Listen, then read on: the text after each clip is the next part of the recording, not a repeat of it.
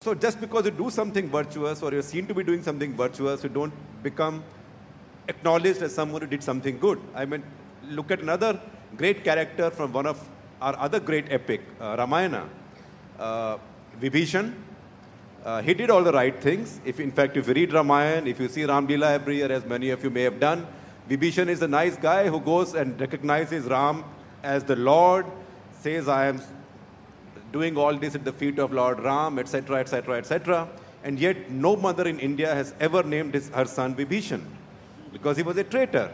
You know, he may have been doing the right and virtuous thing, but he was a traitor. So honor doesn't always come. Honor is not bestowed upon you just because you seem to be doing what you see to be the good thing, irrespective of its consequence to other people who depend on you or who trust you. So it's a dilemma. You know, it's a dilemma all of us face in our lifetimes, in our professions.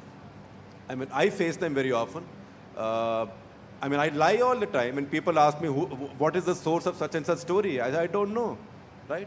Or sometimes I say, I will not tell you, right? There was one case where we were facing a criminal case in a story, and we came to a point where the judge might have asked me for the source of the story because under Indian law, protection of source is not codified. Under Indian law, freedom of the press is not codified. It is guaranteed by Article 19 of the Constitution, as it is guaranteed for any of you. You have freedom of expression. Rest is done through judicial record and judicial tradition and the case law as settled by Supreme Court. And I went to see Fali Nariman, and I asked Fali Nariman, I said, what are my choices? He said, look, if the judge asks you that you have to tell the source because disclosing the source is important for solving a criminal case, that you have no choice but to tell him. And I said, what is my other choice? He said, your choice is either to tell the judge that, look, I can't tell you, you can punish me, and it's a bad law. Then you get punished for tampering with evidence, right? It's a bad law. Or you can write your source on a piece of paper and give it to the judge in a sealed cover. So I said, look, I hope I don't come to that. But from then on, I made a rule. And the rule is, when one of my reporter brings a story, unless I really need to know if I'm suspicious, I'm doubtful.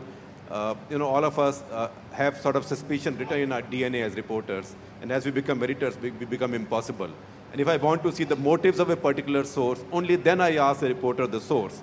Otherwise, I don't ask. Because then when I'm summoned to a court of law, I want to be able to put my hand on the Gita and say, I don't know the source. So I don't have to lie, right? But I don't tell the truth because I don't know the truth, and I've taken care not to know the truth. The good thing would have been for me to know the truth, but I don't do the good thing. I do the correct thing. Now, you face these dilemmas all the time.